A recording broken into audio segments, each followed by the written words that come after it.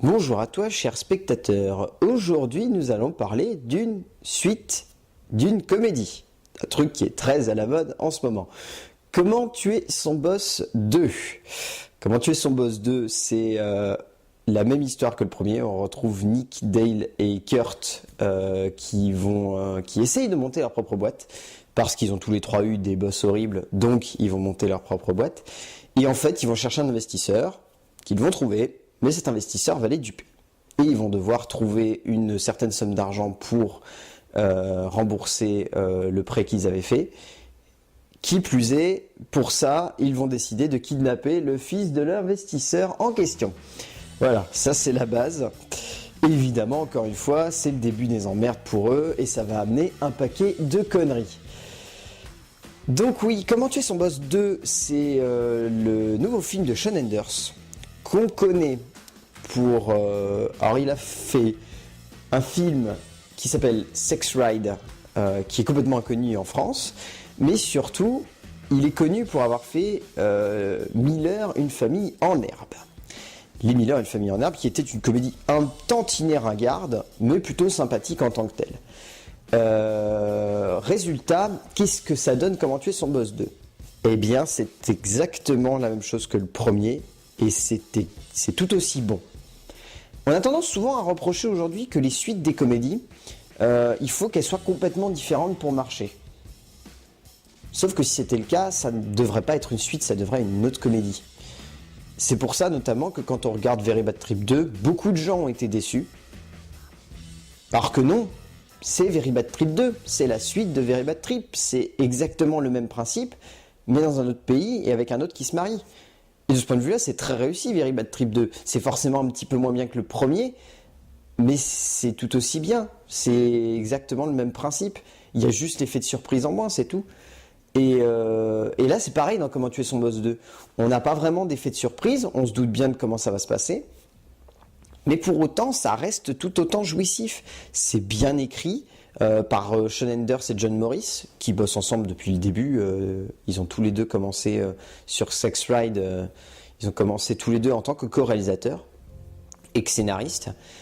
Et là, ils assurent vraiment bien au niveau du scénario. Ils livrent vraiment un fan-film presque, un pur fan-film du premier, où ils poussent les personnages encore plus loin, où ils poussent l'humour encore plus loin. Enfin ouais, on n'a qu'une envie, c'est de voir ça, quoi. Et ça marche de ce point de vue-là, ça marche vraiment bien. Et on n'en demande pas plus, tout simplement.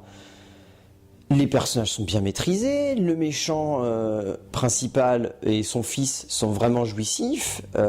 L'utilisation des anciens boss pour les ramener dans le film sont très réussis également. Enfin ouais, tout marche bien au niveau de l'écriture, c'est vraiment subtil et simple. Bon, c'est un petit peu lourdingue, notamment les blagues de cul qui ont tendance à aller vraiment peut-être un petit chouïa trop loin, notamment si on regarde bien dans l'introduction avec le pote de douche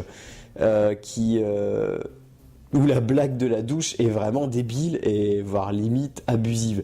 Mais pour autant, ça fait marrer, quoi. C'est con et c'est tout ce qu'on demande à ce genre de comédie. On n'en demande pas plus, on n'en demande pas moins, quoi. On n'en demande pas plus non plus. Au niveau de la mise en scène, ça va pas non plus très très loin. Shawn Anders, c'est pas non plus un grand metteur en scène et on sent qu'il réutilise un petit peu les mêmes gimmicks que dans les Miller, une famille en herbe. C'est-à-dire, il va mettre en scène des grandes courses-poursuites, il va en faire des caisses avec ses personnages, il va appuyer énormément de vannes, il va pas forcément faire un énorme travail technique et au niveau de la mise en scène, ça va rester très simple. Mais voilà, encore une fois, on n'en demande pas plus et c'est tout. Enfin, ce genre de comédie a tendance à être très sous-estimé parce qu'on estime que forcément dès le moment où on a aimé le premier et qu'on va vouloir à travers le deuxième montrer que le deuxième c'est une suite vraiment directe, ça va pas être bon parce qu'on va trop se référencer au premier. Là il y a très peu de références au premier, si ce n'est par la présence des anciens boss qui reviennent.